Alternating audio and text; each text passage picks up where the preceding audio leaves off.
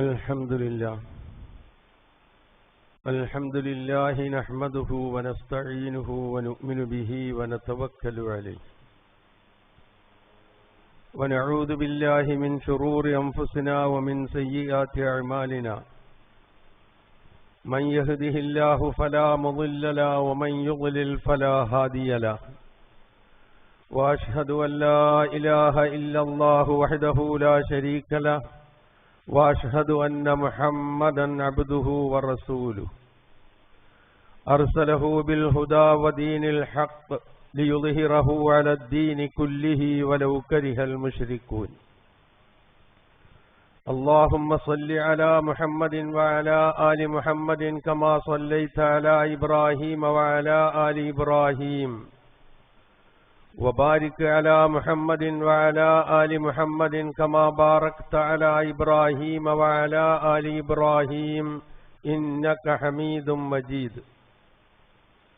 أما بعد فإن خير الكلام كلام الله وخير الهدي هدي محمد صلى الله عليه وسلم وشر الأمور محدثاتها وكل محدثة بدعة وكل بدعة ضلالة وكل ضلالة في النار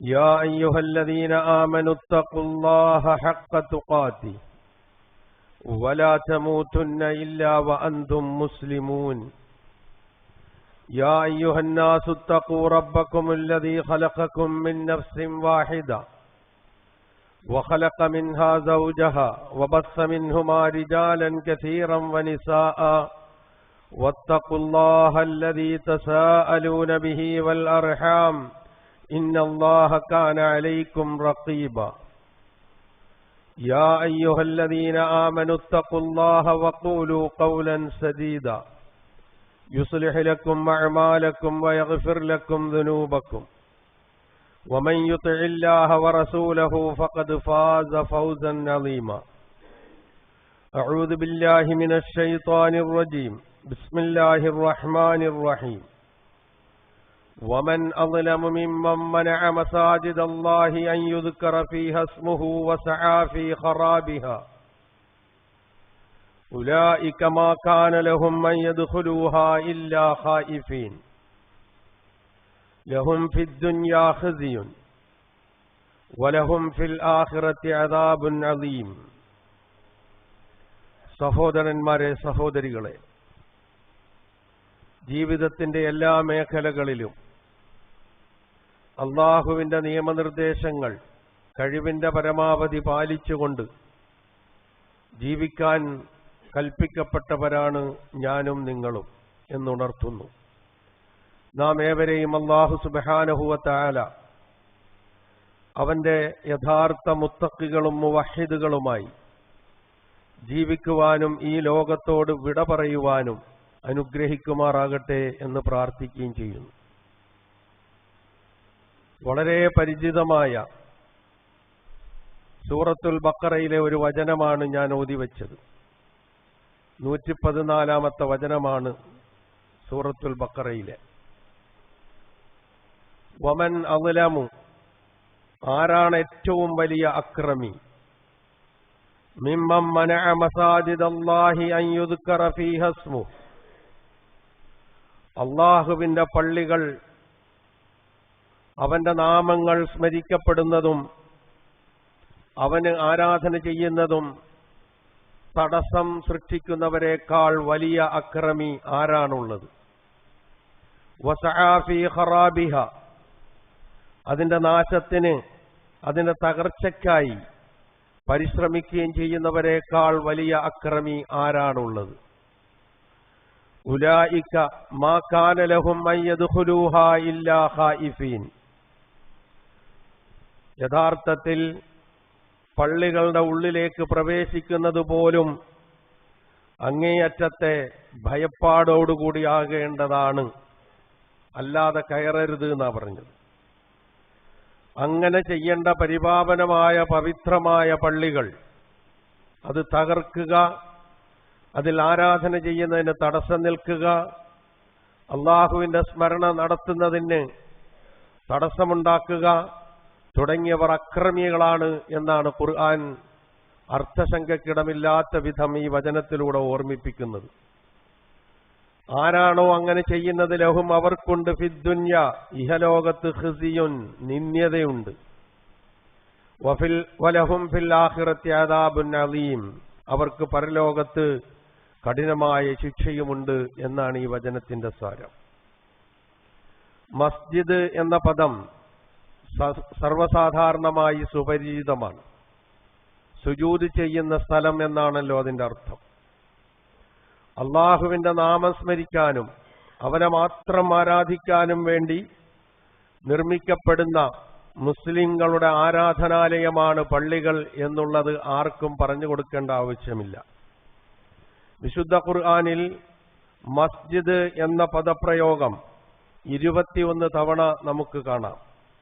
അധികവും മസ്ജിദുൽ ഹറാമിനെക്കുറിച്ചും മസ്ജിദുൻ നബവിയെക്കുറിച്ചും മസ്ജിദുൽ അഖ്സയെക്കുറിച്ചും ഒക്കെയാണ് ആ ഏകവചന രൂപം നമുക്ക് കാണാൻ സാധിക്കുന്നത്. അധികവും ബഹുവചന രൂപമായ മസാജിദ് പള്ളികൾ എന്നർത്ഥം വരുന്നത് 6 തവണ വിശുദ്ധ ഖുർആനിൽ ആവർത്തിച്ചിട്ടുണ്ട്.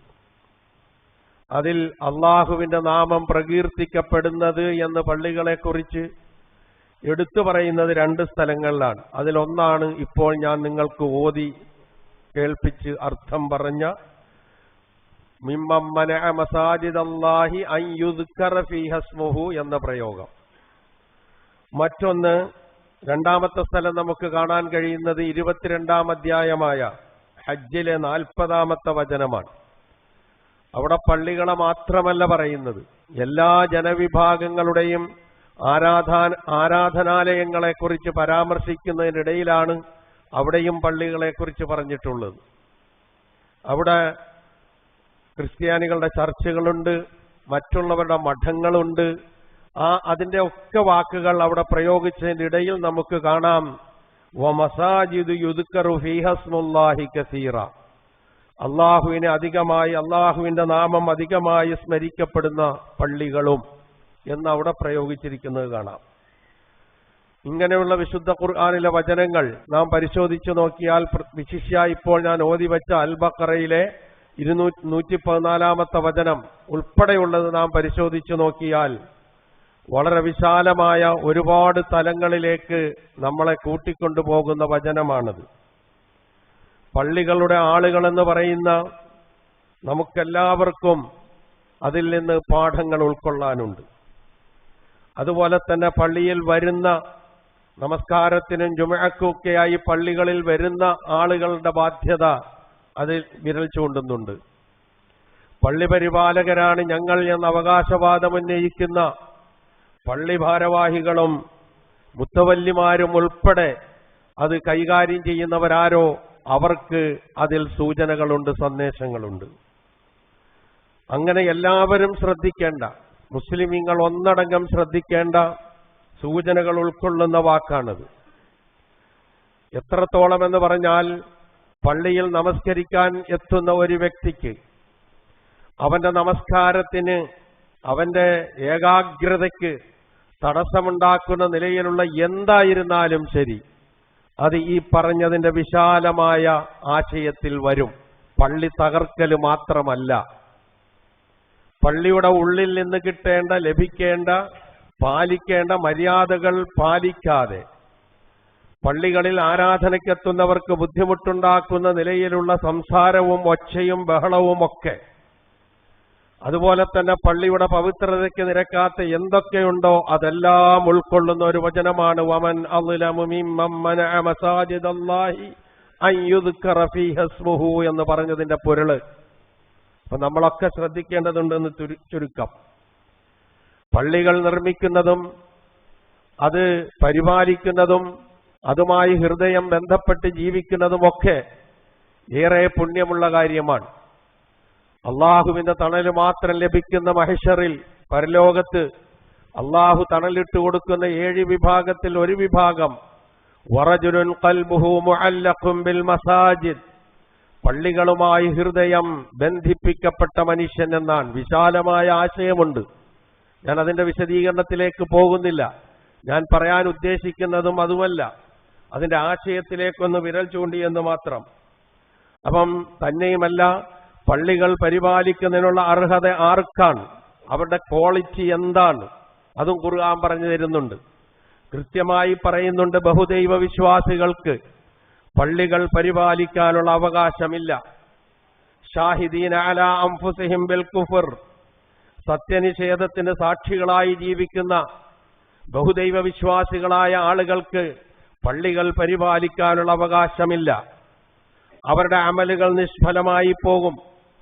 പരലോകത്ത് അവർക്ക് ശാശ്വതമായ നരകശിക്ഷയുണ്ട് എന്ന് പറഞ്ഞതിന് ശേഷം പള്ളി പരിപാലിക്കുന്നവരുടെ ക്വാളിറ്റികൾ അല്ലാഹു എണ്ണിപ്പറയുന്നു.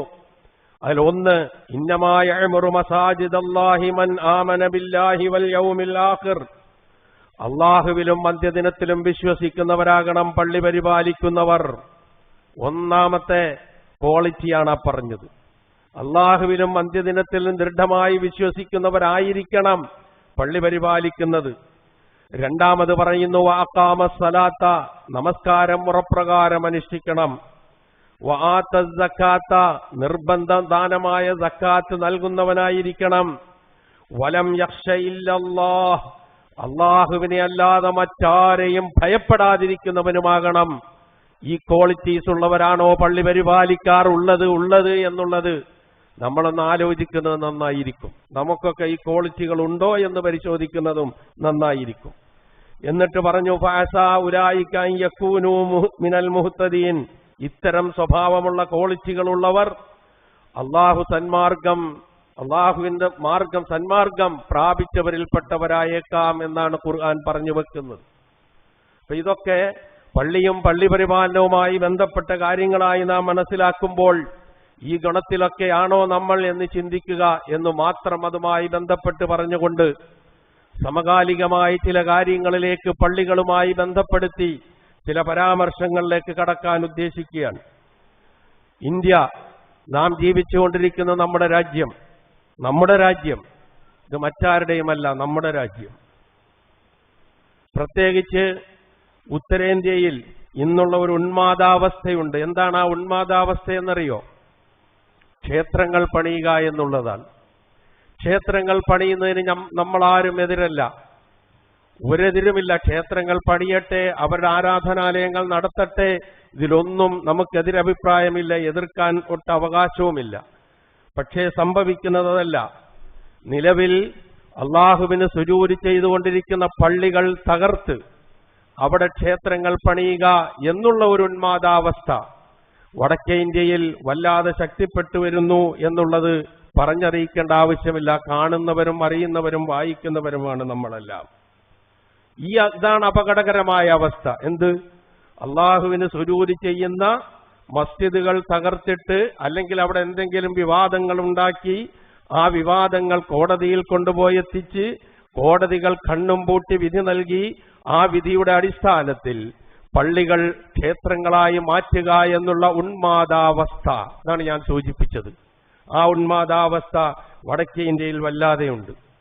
ഭരണഘടനയുടെ ഉന്നതമായ മൂല്യങ്ങൾ ഉയർത്തിപ്പിടിക്കേണ്ട മതസ്വാതന്ത്ര്യവും ആദർശ സ്വാതന്ത്ര്യവും ആരാധനാ സ്വാതന്ത്ര്യവും ഇന്ത്യയുടെ മതേതരത്വ സ്വഭാവവും അതിന്റെ മൂല്യങ്ങളും മറ്റാരേക്കാളും കൂടുതൽ ഉയർത്തിപ്പിടിക്കാൻ അതിന്റെ കാവൽക്കാരായി നിലകൊള്ളേണ്ട കോടതികളാകട്ടെ അതുപോലും പ്രത്യക്ഷമായോ പരോക്ഷമായോ ഇതിന് പ്രോത്സാഹനം നൽകിക്കൊണ്ടിരിക്കുകയും ചെയ്യുന്നു എന്നുള്ളത് അനിഷേധ്യമായ ഒരു യാഥാർത്ഥ്യമാണ്.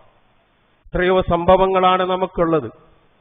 500 വർഷക്കാലം ആരാധനകൾ നിർവഹിച്ച ബാബരി മസ്ജിദ്, അത് നമ്മൾ മറന്നുകൊണ്ടിരിക്കുന്ന ഒരു സമയമാണിത്. മറവിയിലേക്ക് വീഴ്ത്തപ്പെട്ടുകൊണ്ടിരിക്കുന്ന ഒരു സമയമാണിത്. അത് 992 ഡിസംബർ 6 അത് തകർത്തു. അതിനുശേഷം കേസുകളുണ്ടായി, അറിയാം. ഞാൻ ചരിത്രത്തിന്റെ വഴിത്താരകളിലേക്ക് പോവുകയല്ല, മറിച്ച് ചില കാര്യങ്ങൾ നമ്മൾ മനസ്സിലാക്കേണ്ടതുണ്ട്. അതിനു വേണ്ടിയിട്ടാണ്. അത് തകർത്തു, കേസുകളായി, കോടതിയിലെത്തി. അവസാനം കോടതി വിധി പ്രസ്താവിക്കുന്നു. ആ വിധിയുടെ അടിസ്ഥാനത്തിൽ അത് ക്ഷേത്രമായി മാറുന്നു. ക്ഷേത്രമായി മാറി ഏതാനും ദിവസങ്ങൾക്ക് മുമ്പ് അവിടെ പ്രവർത്തനം തുടങ്ങിക്കഴിഞ്ഞു. അത് പ്രൊജക്റ്റ് ചെയ്തുകൊണ്ട് ഓരോരുത്തർ ലക്ഷ്യസാക്ഷാത്കാരത്തിന് വേണ്ടി പോകുന്നു. ഇവിടെ ഇതൊന്നുമല്ല എൻ്റെ വിഷയം.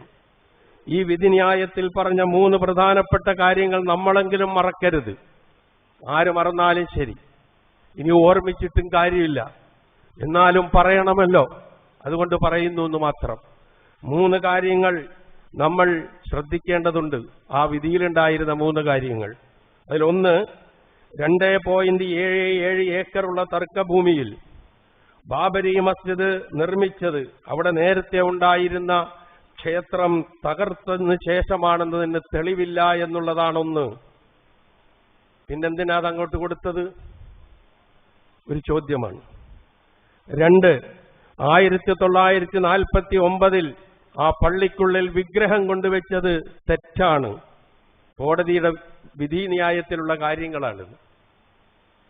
പിന്നെന്തിനു കൊടുത്തു? 3, 1992 ഡിസംബർ 6 പള്ളി തകർത്തത് പൊറുക്കാനാവാത്ത തെറ്റാണ്. എങ്കിൽ ആ തെറ്റ് തിരുത്തുകയല്ലേ വേണ്ടിയിരുന്നത്? അപ്പൊ ഇത്തരത്തിലുള്ള ലീഗൽ ഒപ്പീനിയൻ രേഖപ്പെടുത്തിയ ശേഷം ലീഗലി നിയമപരമായി ഒരു നിലനിൽപ്പുമില്ലാത്ത തികച്ചും ഏകപക്ഷീയമായ ഒരു ഒത്തുതീർപ്പ് വിധിയിലൂടെയാണ് കോടതി പിന്നീടെത്തിയത് എന്ന് കാണാൻ പ്രയാസമില്ല. അതാണ് ഞാൻ നേരത്തെ സൂചിപ്പിച്ചത്. ഭരണഘടനയുടെ കാവലാളാകേണ്ടവരാണ് ഇവരൊക്കെ. അതിലാണ് ഇവിടുത്തെ ജനങ്ങളുടെ അവസാനത്തെ പ്രതീക്ഷ. അവിടെ നിന്നുണ്ടായതാണ്. എന്നിട്ടെന്ത് ചെയ്തു? ഇങ്ങനെയൊക്കെ ആണെങ്കിലും തർക്കസ്ഥലം ഹിന്ദുക്കളുടെ ട്രസ്റ്റിന് വിട്ടുകൊടുക്കുകയും അതിന് പരിഹാരമായി അത് വിട്ടുകൊടുക്കുന്നതിന് പരിഹാരമായി പ്രായശ്ചിത്തമായി മറ്റെവിടെയെങ്കിലും 5 ഏക്കർ സ്ഥലം നൽകുകയും വേണം എന്ന ഒത്തുതീർപ്പ് നിർദ്ദേശം. ഇതൊരു കോടതി വിധി എന്ന് നമുക്ക് പറയാൻ കഴിയില്ല. ഇതാണ് അതുമായി ബന്ധപ്പെട്ടുണ്ടായത്. പഠിക്കണ്ടേ നമ്മളിത്, അറിഞ്ഞിരിക്കണ്ടേ നമ്മളിത്. ഇങ്ങനെയൊക്കെ വരുമ്പോൾ ഓരോരുത്തർക്കും ഓരോ സ്ഥാനവും മാനവും പദവിയൊക്കെ കിട്ടും. ആ ഒത്തുതീർപ്പ് നിർദ്ദേശം മുന്നോട്ട് വെച്ചവരിൽ ഒരാൾ ഗവർണറായി, മറ്റൊരാൾ ഇന്ത്യൻ പാർലമെന്റ് മെമ്പറായി. പിന്നെ ബാക്കിയുള്ളവർക്ക് പുളിക്കുവോ? ഇങ്ങനെ ഓരോ കാര്യം വരുമ്പോൾ വിധി പ്രസ്താവിക്കുന്നതിന് അല്ലെങ്കിൽ നിർദ്ദേശം കൊടുക്കുന്നതിന്. അപ്പം നമ്മൾ വിചാരിച്ചു ഇതോടുകൂടി സംഗതിയെല്ലാം അവസാനിച്ചു, ഇനി ഒന്നിന്റെ മേൽ ഇതുണ്ടാവൂല, സമാധാനിച്ചു നമ്മളൊക്കെ. അങ്ങനെ സമാധാനിക്കാൻ വിധിക്കപ്പെട്ടവരാണ് നമ്മൾ, കൽപ്പിക്കപ്പെട്ടവരാണ് നമ്മൾ വിജയത്തിന് വേണ്ടി. അതുകൊണ്ട് നമ്മൾ സമാധാനിച്ചു. പക്ഷെ ഒരു കാര്യം പിന്നീട് വ്യക്തമാകുകയാണ് നമുക്ക്. ഇപ്പോൾ അടുത്തടുത്തായിട്ട് 800 വർഷം മുസ്ലിമീങ്ങൾ സുജൂദ് ചെയ്തിരുന്ന, ആരാധനകൾ അർപ്പിച്ചിരുന്ന ഡൽഹിയിലെ മെഹ്റോലി എന്ന് പറയുന്ന മസ്ജിദ്, മെഹ്റോലി മസ്ജിദ് എന്നാണ് അതിന്റെ പേര്. രാത്രിക്ക് രാത്രിയാണ് അത് തകർത്ത് കളഞ്ഞത് നിയമപാലകരുടെ കാവലിൻ കീഴിൽ. അടുത്തുണ്ടായ സംഭവം. ഇതൊന്നും ഞങ്ങൾക്ക് അറിയാത്തതല്ല എന്ന് നിങ്ങൾ അറിയാത്തത് കൊണ്ട് ഞാൻ പറയുന്നതല്ല, അറിഞ്ഞുകൊണ്ട് തന്നെയാണ് പറയണേ. ഇപ്പോൾ ഏറ്റവും ചർച്ച ചെയ്യപ്പെടുന്നത് ഏതാണ്? യുപിയിലെ വാരാണസിയിലെ ഗ്യാൻവാപ്പി പള്ളിയിൽ കോടതി പൂജയ്ക്ക് അനുവാദം നൽകി, പൂജ നടത്താൻ അനുവാദം നൽകി. 600 വർഷം പഴക്കമുള്ള പള്ളി. ഇപ്പോഴും ഇന്നലെയും മെനിഞ്ഞാന്നുമൊക്കെ അവിടെ നമസ്കരിക്കാൻ സുബഹിക്കുൾപ്പെടെ ആൾക്കാർ പങ്കെടുത്ത ഒരു പള്ളി. ഇത് ഉന്മാദാവസ്ഥ അല്ലെങ്കിൽ മറ്റെന്താണ് പ്രിയമുള്ളവരെ? നാം ചിന്തിച്ചു നോക്കുക.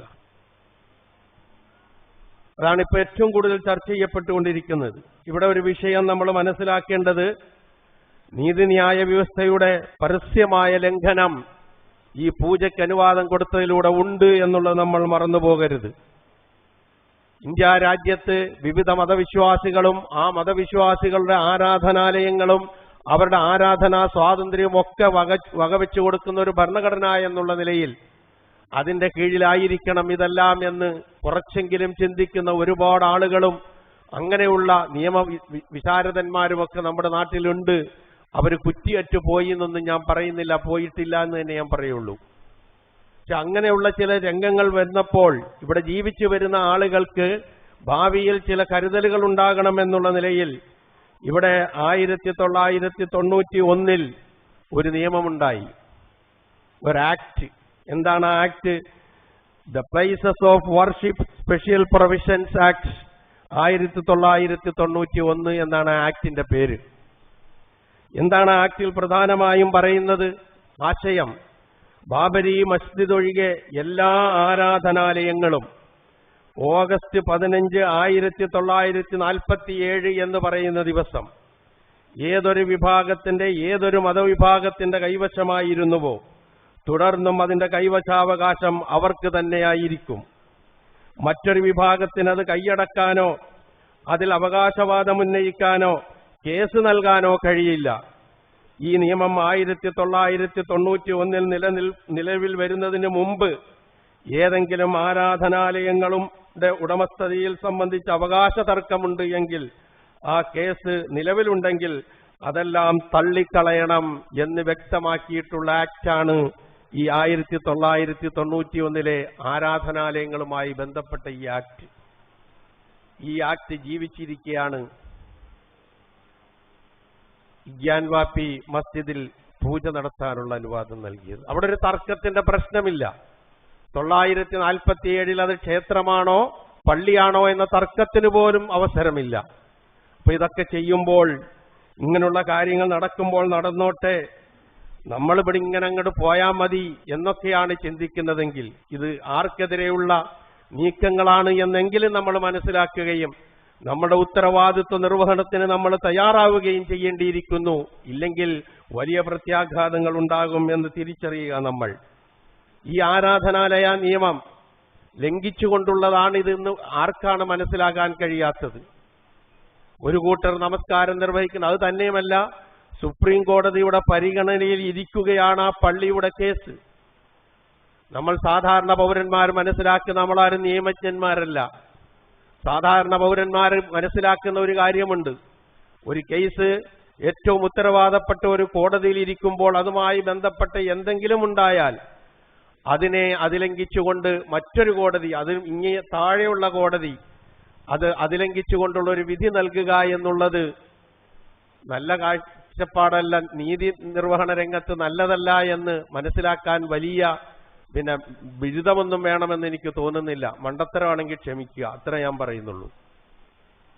അപ്പൊ അങ്ങനെയുള്ള ഒരവസ്ഥയിൽ ഇനി അതുമല്ല, ഈ പ്രശ്നമുണ്ടായി, ഇങ്ങനെ പൂജ അനുവദിച്ചിരിക്കുന്നു, അതുകൊണ്ട് അടിയന്തിരമായി ഇടപെടണം എന്നാവശ്യപ്പെട്ടുകൊണ്ട് തടസ്സ ഹർജിയുമായി അല്ലെങ്കിൽ അത് സ്റ്റേ ഹർജിയുമായി പള്ളിയുടെ ഉത്തരവാദപ്പെട്ട ആളുകൾ വെളുപ്പിലെ 3 മണിക്കൊക്കെയാണ് സുപ്രീം കോടതിയെ സമീപിക്കുന്നത്. എങ്കിൽ സുപ്രീം കോടതി അവരുടെ കീഴിലിരിക്കുന്ന ഒരു കേസ് എന്നുള്ള നിലയിൽ അതിനെന്തെങ്കിലും ഒരു പരിഗണന കൊടുക്കുമെന്നല്ലേ നമ്മളൊക്കെ വിചാരിക്കുക. അപ്പോൾ പറഞ്ഞു അത്ര അലഹബാദ് ഹൈക്കോടതിയിലേക്ക് പോകാൻ. അലഹബാദ് ഹൈക്കോടതിയിലേക്ക് ഈ സ്റ്റേയുമായി പള്ളിയുടെ ഉത്തരവാദപ്പെട്ട ഭാരവാഹികൾ ചെന്നപ്പോഴേക്കും അവിടെ നിന്നുള്ള മറുപടി, ഒന്ന് സമാധാനിക്കൂ, കാത്തു നിൽക്കൂ എന്നാണത്രേ. ആ കാത്തു നിൽക്കൂ എന്നുള്ള മറുപടി വരുന്നതിന് മുമ്പ് തന്നെ ഈ ഗ്യാൻവാപ്പി പള്ളിയിൽ അവിടെ നിലവറയിൽ വിഗ്രഹപൂജ തുടങ്ങിക്കഴിഞ്ഞിരുന്നു. ഇതൊക്കെ യാദൃച്ഛികമായിട്ടാണെന്നാണോ ഞാനും നിങ്ങളും വിചാരിക്കുന്നത്? എങ്കിൽ നമുക്ക് തെറ്റുപറ്റി. ഇതൊക്കെ വളരെ വ്യവസ്ഥാപിതമായി ആലോചിച്ച് വളരെ പ്ലാനിങ്ങോടുകൂടി നടക്കുന്ന കാര്യങ്ങളാണ്. ആരാണ് നമ്മൾ ഇവിടെ ഇന്ത്യയിലെ മുസ്ലിങ്ങൾ? നമ്മൾ പറയും ഇവിടുത്തെ ഏറ്റവും പ്രബലമായ ന്യൂനപക്ഷമാണ് മുസ്ലിങ്ങൾ. ശരിയാണ്. ഇന്ത്യയിലെ ജനസംഖ്യയുടെ 14.5% ഇന്ത്യൻ മുസ്ലിങ്ങൾ എന്ന് പറഞ്ഞാൽ ഏതാണ്ട് 20 കോടി മുസ്ലിങ്ങൾ. ഈ 20 കോടി മുസ്ലിങ്ങൾ എന്ന് പറയുന്നത് ലോക മുസ്ലിം ജനസംഖ്യയുടെ 11% തിരിച്ചറിവ് നമുക്കെങ്കിലും ഉണ്ടാകണം. അവരെയാണിട്ട് ഈ വട്ടം കറക്കിക്കൊണ്ടിരിക്കുന്നത്.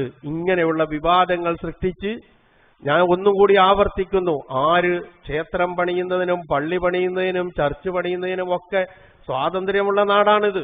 അതൊന്നും നമുക്ക് ആർക്കും എതിർപ്പില്ല. പക്ഷേ അള്ളാഹുവിന് സുജൂദ് ചെയ്യുന്ന പള്ളികൾ തന്നെ വേണം ക്ഷേത്രങ്ങൾ ഉയരാൻ എന്നുള്ള ആ കാഴ്ചപ്പാട് ഒരുതരം ഉന്മാദാവസ്ഥയാണ്. ഭരിക്കുന്നവർക്ക് ലക്ഷ്യങ്ങളുണ്ടാകാം. നീതിക്കും നിയമത്തിനും വേണ്ടി നിലകൊള്ളുന്ന കോടതികൾ ഈ രംഗത്ത് അതിന്റെ നിഷ്പക്ഷത പാലിച്ചു പോകേണ്ടതുണ്ട് എന്ന് മാത്രമാണ് സൂചിപ്പിക്കാനുള്ളത്. അപ്പൊ ആ നിലയിൽ ഈ കാര്യങ്ങളെ നാം വിലയിരുത്തുക. അവിടെ വെച്ചുകൊണ്ട് ഇത് വെച്ചുകൊണ്ട് ഞാൻ ആദ്യം ഓതി വെച്ച സൂറത്തുൽ ബഖറയിലെ ആ വചനം, വമൻ അസ്ലമു മിമ്മൻ മനഅ മസാജിദല്ലാഹി അൻ യുദ്കറ ഫീഹി ഇസ്മുഹു വസആ ഫീ ഖറാബിഹാ ഉലൈക മാ കാന ലഹും അൻ യദ്ഖുലൂഹാ ഇല്ലാ ഖായിഫീൻ ലഹും ഫിദ്ദുനിയാ ഖിസ്യുൻ വലഹും ഫിൽ ആഖിറതി അദാബുൻ അലീം. അല്ലാഹു ആ വചനത്തിന്റെ അവസാന ഭാഗം പറഞ്ഞത് മാത്രമാണ് നമുക്കുള്ള പ്രതീക്ഷ. ആ പ്രതീക്ഷ ഒരിക്കലും നമ്മൾ കൈവിടരുത്. ആ പ്രതീക്ഷ ഒരിക്കലും അസ്ഥാനത്താവുകയുമില്ല. അത് ഇന്നല്ലെങ്കിൽ നാളെ സംഭവിച്ചിരിക്കും. അതിനായി കാത്തിരിക്കാം, അള്ളാഹുവിനോട് അകമഴിഞ്ഞ് പ്രാർത്ഥിക്കാം. അത് മാത്രമാണ് നമ്മുടെ മുമ്പിലുള്ളത്. ഒപ്പം നമ്മളുടെ കടമകളും ഉത്തരവാദിത്വങ്ങളും ഭംഗിയായി മുന്നോട്ട് കൊണ്ടുപോകാൻ ശ്രമിക്കാം.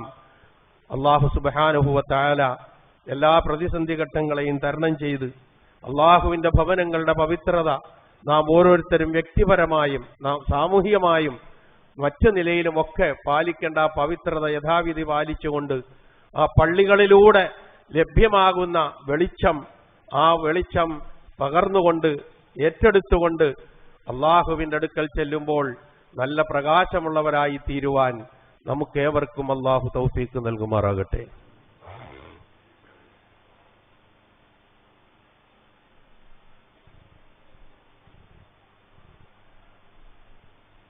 അൽഹംദുലില്ലാഹ് الذي هدانا لهذا وما كنا لنهتدي لولا أن هدانا الله والصلاة والسلام على أشرف الأنبياء والمرسلين وعلى آله وصحابه ومن تبعهم بإحسان إلى يوم الدين اتقوا الله عباد الله. ഒരിക്കൽ കൂടി അല്ലാഹുവിന്റെ ആജ്ഞാനുവർത്തികളായി ജീവിക്കുവാൻ ഞാൻ ഉണർത്തുന്നു. നാം എന്ത് ചെയ്യണം, നമ്മളുടെ അജണ്ട എന്തായിരിക്കണം എന്ന് തീരുമാനിക്കേണ്ടത് നമ്മൾ തന്നെ ആകണം. ഇപ്പോൾ അതല്ല സംഭവിക്കുന്നത്. നമ്മളുടെ അജണ്ടകൾ മറ്റുള്ളവർ തീരുമാനിക്കുന്നു. എന്നിട്ട് ആ അജണ്ടകളുടെ പിന്നാലെ നമ്മൾ പരക്കം പായുകയാണ്. ഏത് രംഗത്തും, ഇന്ത്യ രാജ്യത്തായിരുന്നാൽ മൊത്തത്തിലെടുത്താലും നമ്മുടെ സംസ്ഥാനത്തെടുത്ത് നോക്കിയാലും ഒക്കെ നമുക്കത് കാണാൻ കഴിയും. നിഷേധിക്കാൻ പറ്റുന്ന കാര്യമല്ലത്. എന്നുവെച്ചാൽ ഓരോരുത്തർക്കും അവകാശപ്പെട്ടത് നൽകാതെ അവകാശപ്പെട്ടത് പിടിച്ചു വച്ചിട്ട് മറ്റൊന്ന് ചോദിക്കാതിരിക്കാനുള്ള രൂപത്തിലുള്ള നീക്കങ്ങളാണ് പലപ്പോഴും എവിടെയും നമുക്ക് കാണാൻ കഴിയുന്നത്. അപ്പം അജണ്ട ഇന്നത് എന്ന് നിശ്ചയിക്കും. നമ്മൾ നമ്മളുടെ അജണ്ട വെച്ചുകൊണ്ട് നമ്മളുടെ പുരോഗതിയോ സമുദായത്തിന്റെ ഉന്നമനമോ ഇതുപോലുള്ള കാര്യങ്ങളൊന്നും ശ്രദ്ധിക്കാൻ കഴിയാത്ത നിലയിൽ വിവാദങ്ങൾക്ക് പിന്നാലെ കേസും മറുകേസും ഒക്കെ ആയിട്ട് നമുക്ക് പോകേണ്ട സ്ഥിതിവിശേഷം അവസാനം എത്തിക്കിട്ടുന്ന വിധിയോ ഞാൻ നേരത്തെ പറഞ്ഞതുപോലുള്ളത്. നമ്മൾ മാറേണ്ടതുണ്ട്, നമ്മൾ മാറ്റേണ്ടതുണ്ട്. ഇങ്ങനെയുള്ള കാര്യങ്ങളൊക്കെ കാണുമ്പോൾ, കേൾക്കുമ്പോൾ, വായിക്കുമ്പോൾ, ചിന്തിക്കുമ്പോൾ മനസ്സിലേക്ക് ഓടി വരുന്ന പ്രവാചക തിരുമേനി സല്ലല്ലാഹു അലൈഹി വസല്ലമയുടെ ഒരു താക്കീതും മുന്നറിയിപ്പുമുണ്ട് എന്റെയും നിങ്ങളുടെയും മുന്നിൽ. പലപ്പോഴും പല സന്ദർഭങ്ങളിലും ഉണർത്തിയിട്ടുള്ളതാണ്. മഹാനായ സൗബാൻ എന്ന് പറയുന്ന സഹാബി നബി സല്ലല്ലാഹു അലൈഹി വസല്ലമ പറഞ്ഞതായി നമുക്ക് പറഞ്ഞു തരുന്നു. ഇമാം അബൂദാവൂദും ഇമാം ബൈഹഖിയും ഉദ്ധരിച്ചിട്ടുള്ള ഹദീസാണ്. അതിന്റെ സാരം, പ്രവാചകൻ പറഞ്ഞു, മറ്റു സമുദായങ്ങൾ നിങ്ങളിലേക്ക് പാഞ്ഞടുക്കും.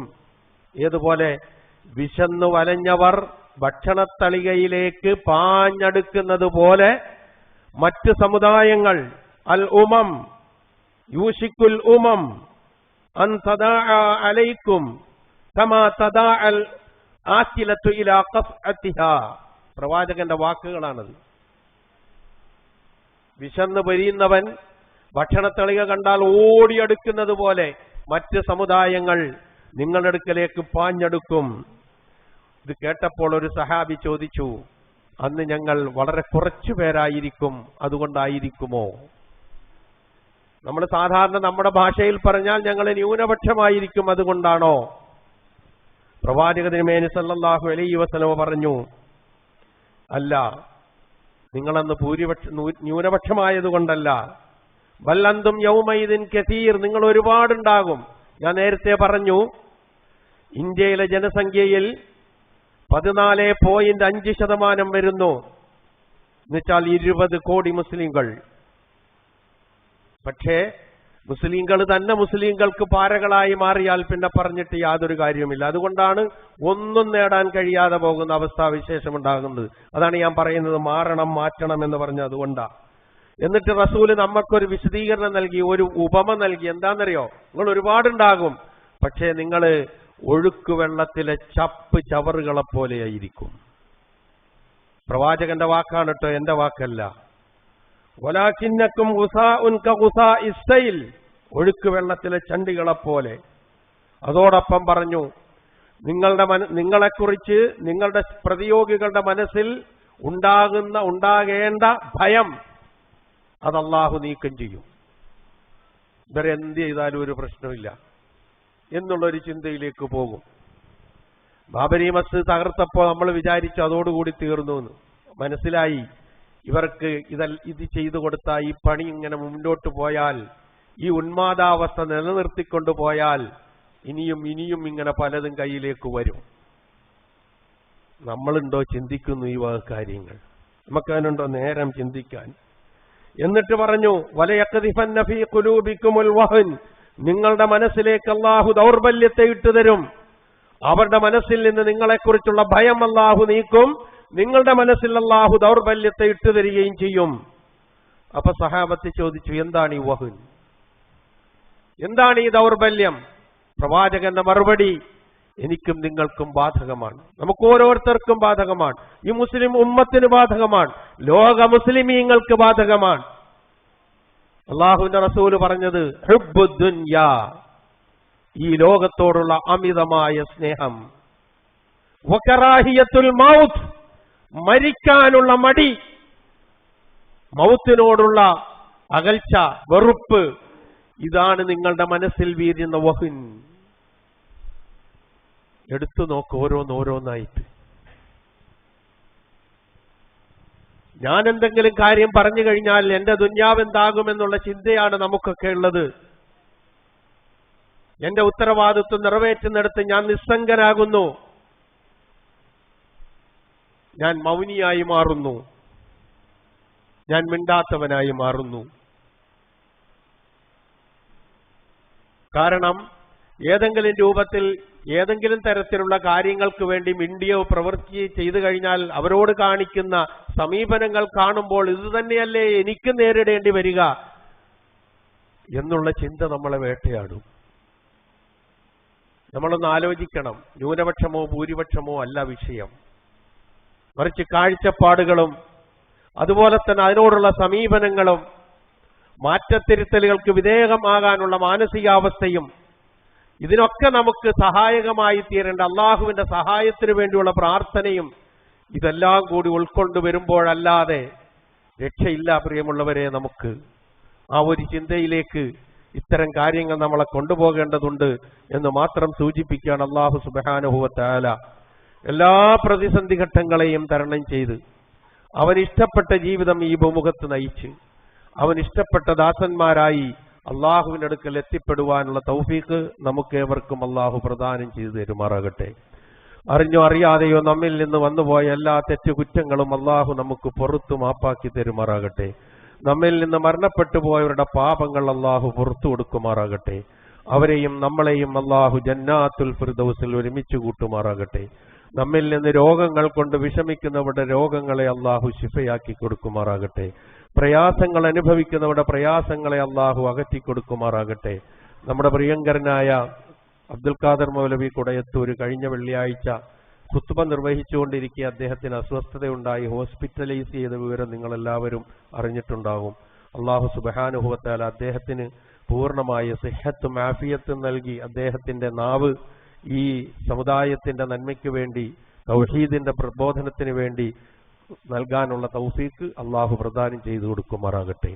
അതുപോലെ തന്നെ നമ്മുടെ പരിചയമുള്ള ഒരു കുടുംബത്തിൽപ്പെട്ട ഒരു 19 വയസ്സുള്ള ഒരു പെൺകുട്ടി വളരെ സീരിയസ് ആയ അവസ്ഥയിൽ ഹോസ്പിറ്റലിൽ ചികിത്സയിലാണ്, പ്രാർത്ഥിക്കാൻ ആവശ്യപ്പെട്ടിട്ടുണ്ട്. അല്ലാഹു സുബ്ഹാനഹു വ തആല ആ പെൺകുട്ടിയുടെ രോഗത്തെ ശിഫിയാക്കി കൊടുക്കുകയും ആരോഗ്യം നൽകി അനുഗ്രഹിക്കുകയും ആ കുടുംബത്തിന് കൺകുളിർമയായി ജീവിക്കാനുള്ള തൗഫീക്ക് നൽകുകയും ചെയ്യുമാറാകട്ടെ.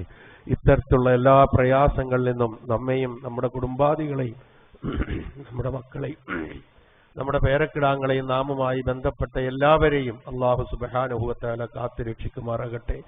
സർവ്വ അനുഗ്രഹങ്ങളും നൽകി അല്ലാഹു നമ്മളെ സൗഭാഗ്യവാന്മാരുടെ കൂട്ടത്തിൽ ഉൾപ്പെടുത്തുമാറാകട്ടെ. സർവോപരി ഇസ്ലാമിനും മുസ്ലിം ഉമ്മത്തിനും അല്ലാഹു ഇസ്സത്തിനെ പ്രദാനം ചെയ്യുമാറാകട്ടെ.